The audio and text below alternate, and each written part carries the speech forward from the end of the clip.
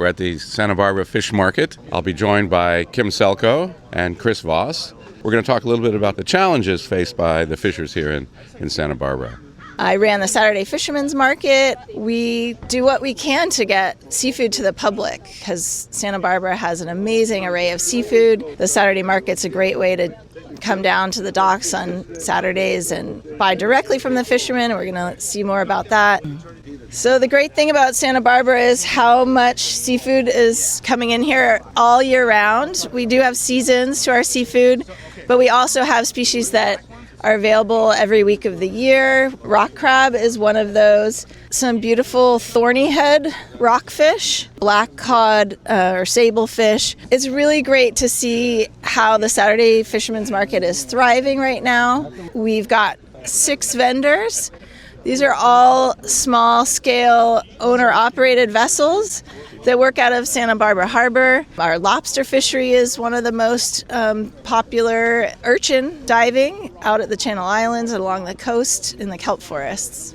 The fishery scientists have calculated how much biomass of fish is down there, and there aren't enough boats here left in California to fish it all efficiently and get the maximum sustainable yield.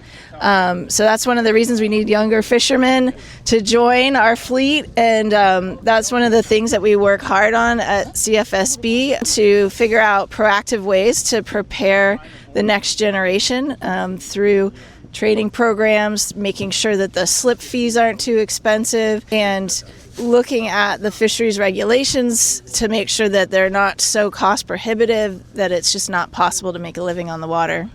For the last 11 years, I've been president of our fishing association. I've engaged in a whole variety of fisheries out of this port, so kind of uniquely positioned as leader of the port, kind of aware of all the different fisheries issues.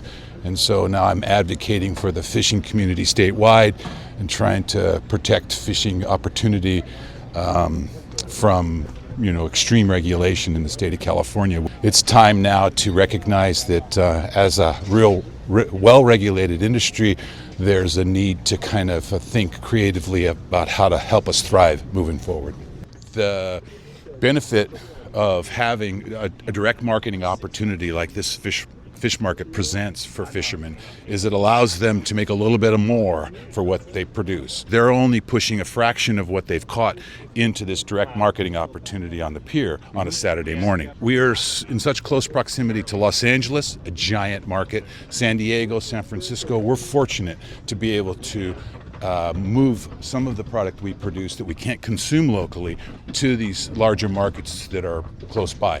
In the case of some of our fisheries, we were dependent on an export market. The lobster fishery in particular was predominantly exported to the Chinese global market, and that led to a little bit of lack of diversification in where we could sell, and this year there's been some challenges with that market. So the prices dropped precipitously because I think there's been some retaliatory tariffs by the Chinese. And so we're struggling with an exceptionally low price for that product this year. Santa Barbara is the biggest producing port in the state of California for lobsters. So it's a major part of this port's dollar value productivity. So we get the question of how you can afford to be a fisherman or fisherwoman these days in a place like Santa Barbara. And the answer is it's really tough. A lot of the fishers live outside of the city. They might be commuting from Buellton or Ventura or San Ynez, but they're also there's a legacy effect, and the vast majority of the fishers have some family connection. These are families that have been in Santa Barbara for many generations and have property, have boats they pass on. They don't make mistakes because they know exactly how to do this profession. We're talking about setting up a fund that could help create a revolving permit bank or even access to a slip in the harbor that would help younger people get a start in conjunction with training that the Santa Barbara City College is trying to develop through a program that we call the Ocean Collective. And so the city of Santa Barbara has been extremely supportive of our Ocean Collective initiative, helping us get it off the ground with funding and personnel support. And it's a slow process, but we're making a lot of headway. One of the long-term legacies is that this community has supported commercial fishermen for many, many years. This pier that we're on with these hoists are a valuable asset that a lot of ports don't have, and our slips are subsidized. So we pay a lower slip fees as commercial fishermen than recreational boaters do in the city of Santa Barbara. So this is a Tidelands independent economic zone, and we're independent of the city's budget. So what's generated here has to be spent here, but that benefits commercial fishermen in that we can get supported by the broader community financially to a small degree by getting some special consideration. So California really leads the world in the sustainability of its fisheries, and that's something we can all be really proud of.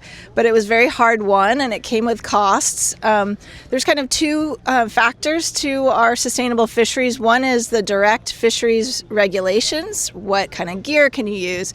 What time of year? How many fish can you catch?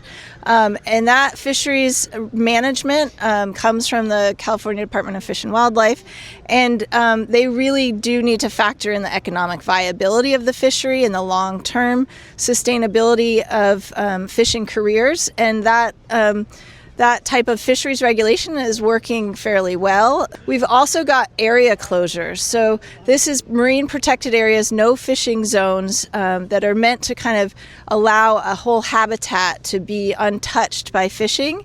This is led by conservation groups, and we have some of the largest marine protected areas in the state right here. But now we've kind of gotten to a stable place where the boats that are here working today have figured out a way around that and are functioning well. But now we're facing another round right now. The federal government is seeing a strategic opportunity to try to attract large-scale aquaculture in federal waters. Right now we have one international company that's gotten a lease and is working here, and that's very controversial because it's not necessarily, a grassroots type of organization, but they are trying to also be good actors here, so we'll see how that plays out. And a lot of the initiatives that are much grander are in federal waters, and so we have to deal with two governing structures.